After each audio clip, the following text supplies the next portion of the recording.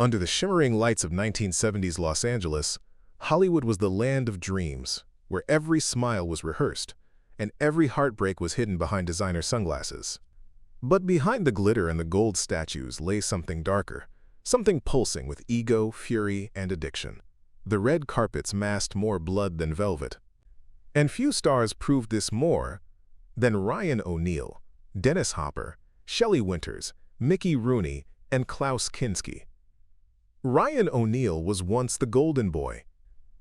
With his chiseled jaw and smooth charm, he was the very image of the American dream. But off-screen, that charm twisted into rage. His career soared after Love Story, but fame became his curse. Behind closed doors, O'Neal battled violent tempers and fractured relationships. His love for his daughter Tatum O'Neal turned into competition, resentment, and open hostility. Hollywood's favorite father-daughter duo in Paper Moon became one of its most tragic pairings in real life. Friends whispered about physical fights, shattered glass, and silence that could cut deeper than words. Ryan wasn't just acting in tragedies, he was living one. Then there was Dennis Hopper, a man both worshipped and feared. To his fans, he was the rebel poet, the visionary who gave the world Easy Rider. But behind the lens, Hopper's mind was a war zone. Cocaine-fueled nights bled into chaotic days, and his anger turned sets into battlefields. He once fired live ammunition near cast members just to, quote, get the energy right. When he wasn't rewriting scripts mid-shoot, he was rewriting reality in his own head. Yet somehow, amid the madness there was brilliance. Hollywood forgave his sins because he was magnetic, one of those rare souls who burned too brightly to last, and as Shelley Winters was different. She didn't implode quietly. She exploded loudly. Sharp-tongued, witty, and unstoppable. Winters was a storm wrapped in sequins. Directors called her impossible. Co-stars called her unbearable. But the truth was simpler. Shelley refused to be silent in a man's world. Behind her bluster was pain, rejection, and an unshakable hunger to be seen. She fought for every line, every camera angle, every ounce of respect. And in fighting, she made enemies. Lots of them. She would throw fits, slam doors, and sometimes storm off set entirely. Yet when the cameras rolled, she was pure fire. Raw, real, unforgettable. Mickey Rooney, on the other hand, was Hollywood's eternal child who never grew up. The boy wonder from Andy Hardy had been adored since the 1930s, but fame didn't raise him, it ruined him. By the time he was an adult, he had been married 8 times, bankrupted twice, and alienated nearly everyone who tried to help. His charm was undeniable, but it came with manipulation and mood swings that destroyed his relationships. Behind his big smile, he hid gambling addictions and paranoia. He was a man trapped by the boy the world refused to let die. When the cameras stopped rolling, so did the illusion, and Mickey was left performing for ghosts. Then came Klaus Kinski, the monster genius. A man whose talent could hypnotize a camera, but whose madness terrified everyone around him. Directors described him as, quote, possessed. Co-star Werner Herzog called him the most difficult man alive. Kinski screamed, threatened, and even attacked crew members mid-scene. Once, during the filming of Aguirre, The Wrath of God, his rage grew so violent that Herzog allegedly had to pull a gun just to stop him. Yet audiences couldn't look away. His performances were volcanic. He didn't just act, he erupted. Off-screen, though, he was darker still, accused of abuse, violence, and unthinkable cruelty. Kinski wasn't merely unpredictable, he was dangerous. These 5 figures, O'Neal, Hopper, Winters, Rooney, Kinski, embodied the twisted duality of fame. They were adored and despised, gifted and cursed. Hollywood dressed them in diamonds and designer suits, but beneath it all, they were unraveling. Every award, every magazine cover, every headline was another mask, a desperate attempt to hide the chaos within. NBY, the end of their careers, each stood as a cautionary tale, the actor destroyed by his own reflection, the performer devoured by his performance. Hollywood had given them immortality, but it demanded their sanity in return. And as the city slept under its neon glow, The same whisper echoed through every dressing room and mirrored corridor. Fame isn't the dream, it's the disease. For every golden statue in Hollywood, there's a graveyard of broken dreams behind it. The glitz, the cameras, the applause, it all hides the sound of lives cracking under the weight of expectation. In this chapter of the city's shadowed history, 5 names emerge like ghosts from a dream gone wrong: Tatum O'Neal, John Wayne, Joan Crawford, Claudia Cardinal, and Robert Blake. Each one once basked in the warmth of the spotlight, only to watch it burn them alive. Tatum O'Neal had it all before she could even spell her name. At 10 years old, she became the youngest person ever to win an Oscar for Paper Moon. The cameras adored her. The world adored her. But fame, like fire, doesn't care who it consumes. Her father, Ryan O'Neal, wasn't her protector. He was her rival. Their relationship was poisoned by jealousy, control, and emotional warfare. Tatum later described her childhood as a movie where no one yelled cut. Drugs, loneliness, and public humiliation followed her like shadows she could never outrun. Hollywood raised her, but it never loved her. When she stumbled, it pointed and laughed. The little girl who once made the world cry with joy became a grown woman crying alone, proof that child stardom is not a blessing. It's a curse wrapped in glitter. Then there was John Wayne, the cowboy who built America's myth on horseback. To millions, he was courage, strength, and rugged masculinity. But behind that iconic swagger was a man trapped by the very image he created. Wayne wasn't acting tough. He had to be tough because Hollywood and America demanded it. He turned that burden into bitterness. His political outbursts, his contempt for the counterculture, and his unwillingness to adapt turned him from a hero into a relic of an angrier age. Friends described him as loyal but unforgiving, brave but impossible to challenge. The Duke's empire was built on pride, and pride in Hollywood ages faster than beauty. When the new generation of actors rejected his brand of patriotism, Wayne stood defiant, shaking his fist at a world that had already moved on. Joan Crawford was the embodiment of control, the woman who refused to age, refused to fail, refused to fade. She was elegance with a blade hidden behind her lipstick. Her rise from poverty to stardom was pure Hollywood myth. A girl from Texas who willed herself into royalty, but that kind of control comes at a price. Crawford demanded perfection from everyone around her, especially her children. Her daughter Christina would later expose that torment in Mommy Dearest, a book that shattered Crawford's legacy. Behind the glamour, there were coat hangers, screaming knights, and a woman fighting her own reflection in the mirror. Joan didn't want fame, she wanted immortality. And in her obsession, she became both goddess and villain, forever trapped between adoration and infamy. And Claudia Cardinal was the opposite kind of rebel. The Italian enchantress who lit up the screen in 8½, and a leopard, seemed untouched by scandal, but that was her rebellion. While others chased fame like a drug, she turned away from it. She refused to play the Hollywood game, refused to bend to its beauty standards or its men in power. She wanted to be an actress, not a commodity. In an industry that demanded exposure, Claudia's mystery became her defiance. Yet her distance came at a cost. Fewer roles, fewer offers, and a reputation for being difficult. She wasn't difficult, she was free. In a world built on submission, that made her dangerous. Cardinal proved that sometimes the most radical act in Hollywood isn't sin or scandal, it's silence. And then came Robert Blake, the actor who blurred the line between character and crime. From child star to acclaimed performer, he had one of the most unpredictable careers in Hollywood history. But nothing could prepare the world for what came next. In 2001, his wife Bonnie Lee Beckley was found shot to death in their car, a case that turned into one of the most shocking scandals in entertainment. Blake was accused of murder, dragged through the courts, and though eventually acquitted, his career was annihilated. Hollywood loves a redemption arc, but not this kind. The man who once charmed millions was now a symbol of everything rotten beneath the red carpet. He walked free, but he never escaped the verdict that mattered most, the one whispered in every studio corridor. He did it. These 5 stories paint a portrait of fame as both seduction and slaughter. Tatum O'Neal's stolen childhood, John Wayne's fossilized pride, Joan Crawford's iron vanity, Claudia Cardinal's quiet rebellion, Robert Blake's fatal downfall, each story a different shade of tragedy, Because in Hollywood, every spotlight eventually burns out. Some stars fade gently into memory. Others explode, leaving behind nothing but the smell of smoke and the echo of applause that once felt like love.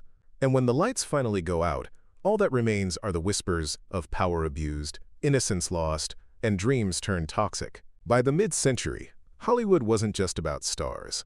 It was about gods and monsters. The industry had built an altar to genius, but genius always came with a price. In this chapter of fame's descent, the spotlight falls on Peter Sellers, Elizabeth Taylor, Roman Polanski, Frank Sinatra, and Lana Turner. 5 icons whose brilliance was eclipsed by their chaos, and Peter Sellers could become anyone except himself. He was a chameleon of rare magnitude, able to twist his voice, his face, his entire being into any character he desired. From Dr. Strangelove to the Pink Panther, he made the world laugh. But off-screen, laughter was the last thing he understood. Sellers lived in a constant identity crisis, losing himself in every role he played. His friends described him as a man with 1,000 masks and no face underneath. His marriages collapsed under his paranoia and emotional manipulation. He'd shower his lovers with affection one day and crush them with cruelty the next. For Peter, performance wasn't a job. It was survival. The world applauded his genius, never realizing it was fueled by loneliness so deep it consumed him whole. Elizabeth Taylor, by contrast, didn't hide behind characters. She was the spectacle. Her violet eyes, her diamond-studded life, her unstoppable allure. Elizabeth wasn't just an actress, she was an empire. But fame is a hunger that eats itself. Married 8 times, she loved fiercely, fought publicly, and lived without restraint. The tabloids followed her every breath, but what they missed was her pain. The loss of friends, the scars of addiction, the burden of always having to be Elizabeth Taylor. Beneath the jewels and gowns was a woman who longed for peace, but could never sit still long enough to find it. Even in love, she was restless, chasing passion the way others chased oxygen. Hollywood didn't make Elizabeth Taylor larger than life. It made life too small for her to fit in. Roman Polanski's story, on the other hand, is one of genius stained by horror. The director who gave the world Chinatown and Rosemary's Baby seemed untouchable until reality caught up. His life was scarred by tragedy, his wife, Sharon Tate, brutally murdered by the Manson family.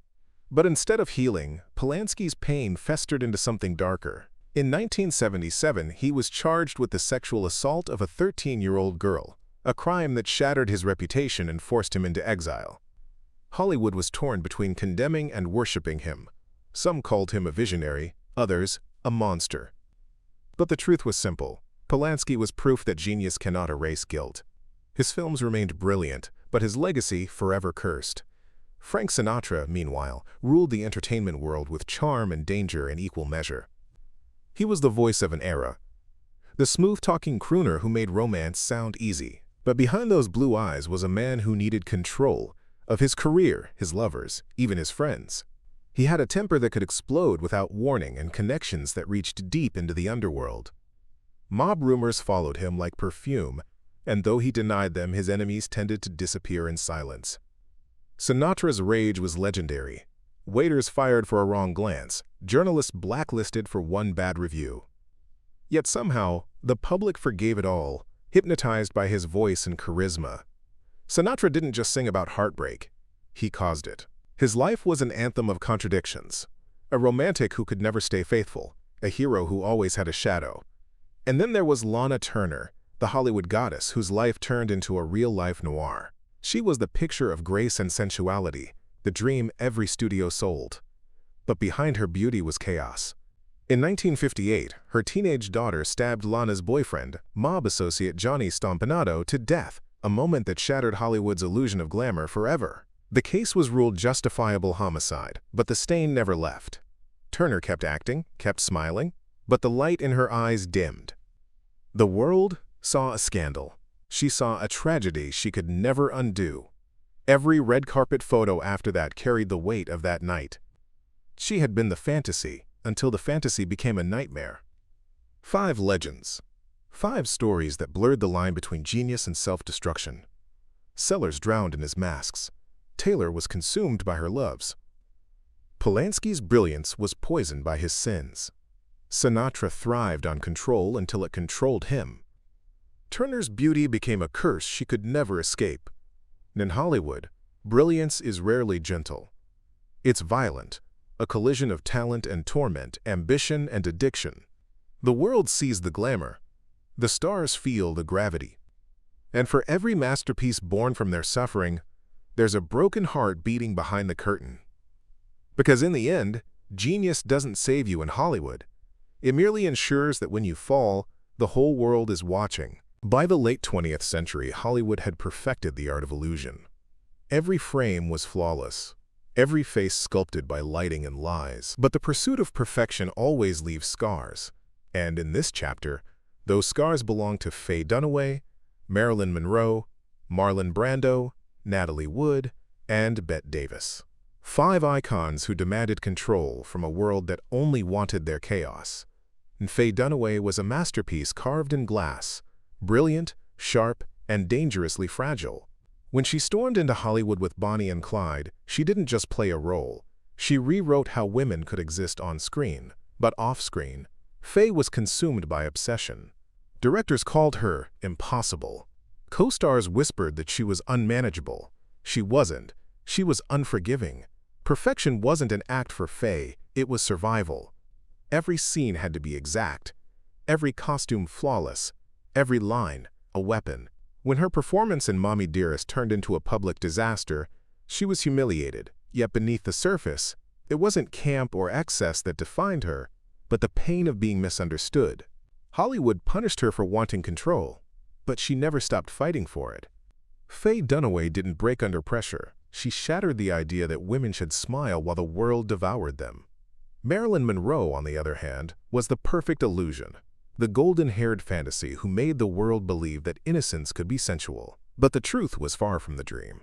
Behind that breathy voice and killer smile was a woman drowning in loneliness, addiction, and manipulation. Monroe's life was a war between the woman she was and the image men built around her. The studios saw her as a product, not a person. They owned her beauty, her schedule, her sleep. When she fought back, they called her unstable. When she asked for better roles, they said she wasn't serious. By the end, Marilyn wasn't living. She was surviving. Her tragic death at just 36 wasn't the story of a starlet who burned out too fast.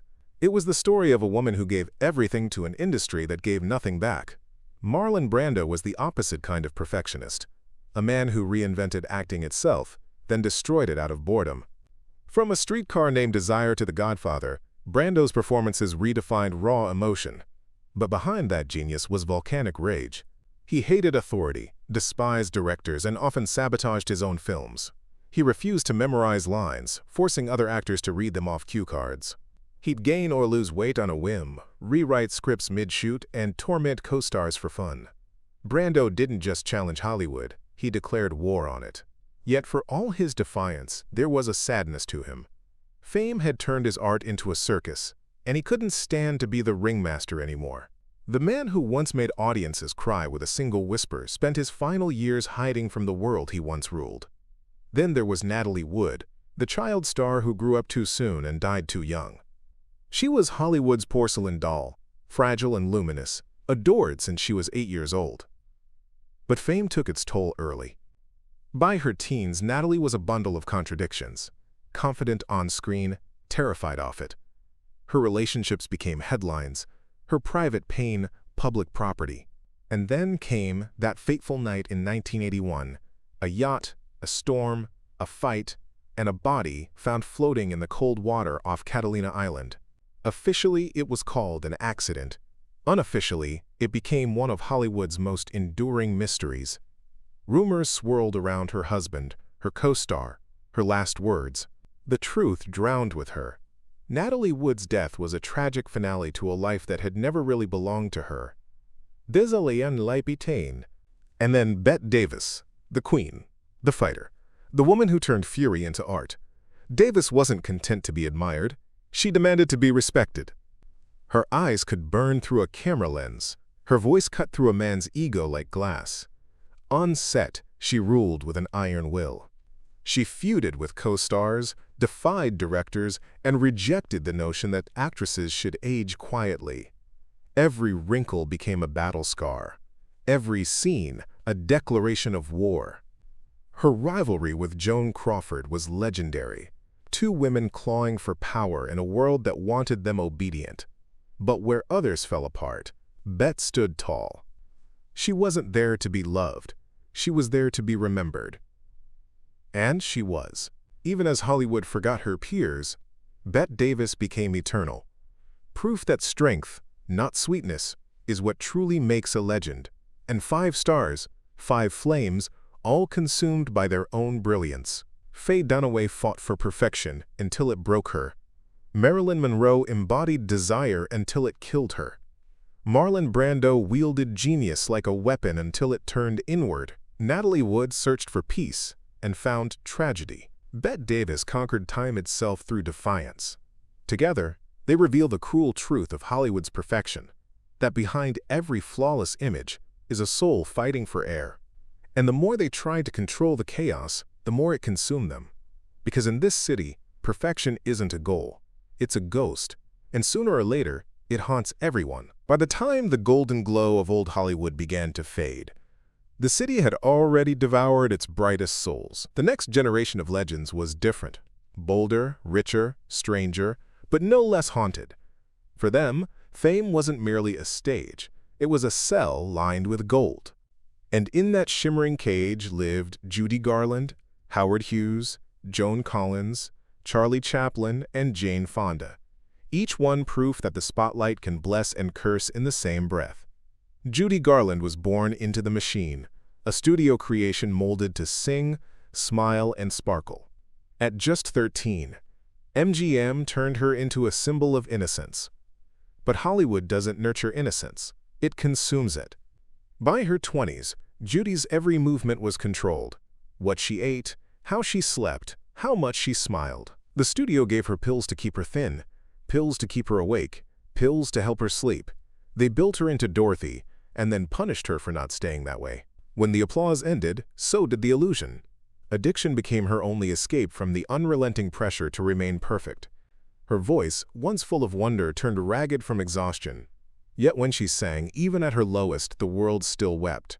Judy Garland was more than a performer.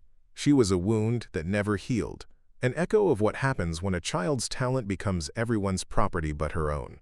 Howard Hughes was the opposite, a man who owned everything except peace. He was Hollywood's golden genius, aviator, filmmaker, billionaire, a symbol of ambition without limits. But behind that wealth was paranoia that grew like a tumor. He locked himself in hotel rooms for months, terrified of germs, controlling every aspect of his empire from behind sealed doors. Hughes chased perfection the way others chase sanity, and lost both. He would re-edit his films endlessly, refusing to release them until they met his impossible standards. When fame couldn't fill the void, he replaced it with obsession, on cleanliness, on control, on secrecy. By the time he died, he was a ghost in his own empire, nails long, hair wild, and eyes haunted. The man who had everything ended up living like a prisoner of his own mind. Joan Collins was the kind of star who refused to be destroyed, a survivor in stilettos. She didn't just endure Hollywood's cruelty, she weaponized it. In a business that chews women up after 40, Joan became more dangerous with every passing year. When the studios tried to discard her, she reinvented herself. Television, business, beauty, scandal, whatever it took. Her role as Alexis Carrington in Dynasty wasn't just acting, it was vengeance. She embodied power, style, and unapologetic ambition. But behind the confidence was a woman who knew what it meant to be underestimated, objectified, and replaced. Collins played the game with a venomous smile because she understood the rules better than anyone. In Hollywood, you don't stay relevant by being kind. You stay relevant by being unforgettable. And then there was Charlie Chaplin, the little tramp who conquered the world with silence. He was the first true superstar, the man who made millions laugh without saying a word. But behind that genius lay a man tormented by controversy, exile, and scandal. His political views made him a target in Cold War America, and his love life fueled endless outrage. His relationships with much younger women, some barely of age, stained his public image, while his refusal to bend to political pressure led to his exile from the United States. Chaplin's laughter masked bitterness, his artistry, defiance. Even as the world celebrated him, America turned its back. He spent his final years in Switzerland, rich, famous, but deeply alone. The man who made the world smile died in silence, a ghost of the laughter he once gave away so freely. And then came Jane Fonda, the woman who dared to speak when everyone else stayed quiet. To some, she was a hero. To others, a traitor. Her activism during the Vietnam War turned her from an Oscar-winning actress into one of the most polarizing figures in America. The press dubbed her Hanoi Jane, her image burned in effigy. But what few saw was the courage behind the controversy. Fonda used her fame not to hide from truth, but to confront it. She paid a price. Her career suffered, her reputation shattered, but she refused to bow. Later she rose again, redefining herself through fitness, feminism, and fearless reinvention. Jane Fonda's life became a battle between identity and expectation, between being loved and being right. In a city built on silence, her voice was rebellion itself. Each of these five lived on the razor's edge of fame and madness. Judy Garland, the songbird who sang through pain until it consumed her. Howard Hughes, the visionary who built an empire but lost his mind. Joan Collins, the survivor who turned glamour into armor. Charlie Chaplin, the genius who laughed his way into exile. Jane Fonda, the revolutionary who turned backlash into legacy. They were all different yet bound by the same invisible chain, the need to be seen, remembered, adored. Hollywood didn't destroy them outright. It seduced them first, made them believe they could control it. But fame, like fire, doesn't belong to anyone. It flickers, it dazzles, and then it devours. And so, the story ends where it began, beneath the blinding lights of an industry built on beauty and illusion. For every smile that lit up a screen, there was a scream behind it.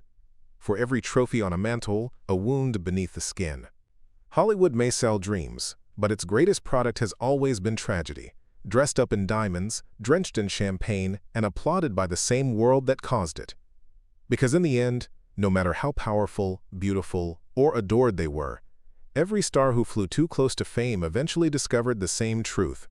And in Hollywood, the lights never go out, they just move on to someone else.